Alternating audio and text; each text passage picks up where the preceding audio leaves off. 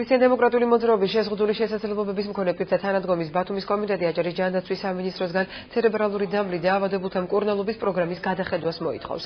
დღევანდელ ბრიფინგზე კომიტეტის თავმჯდომარემ თამაზ მჟავანაძემ განაცხადა, რომ ცერებრალური დამბლის ცენტრი, რომელიც რესპუბლიკური საავადმყოფოს ბაზაზე ფუნქციონირებს, გაფართოებას საჭიროებს.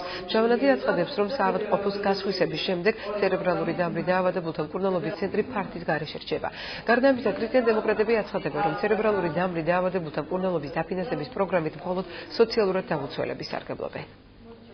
ცენტრი არის რესპუბლიკური საავადმყოფოს ბაზაზე და რესპუბლიკური საავადმყოფოს გასხვისების შემთხვევაში ცენტრი რჩება ფართის გარეშე. ამჟამად ცენტრი საჭიროებს გაფართოებას. მეორე საკითხი არის ის, რომ ცენტრში მკურნალობა არის სოციალურ სტატუსზე მიბმული, ან სოციალურ დაუცველთა სტატუსზე მიბმული და ჩვენ მოვუთხოვთ შესაბამისი სტრუქტურებიდან გადაიხედოს აღნიშნული საკითხი.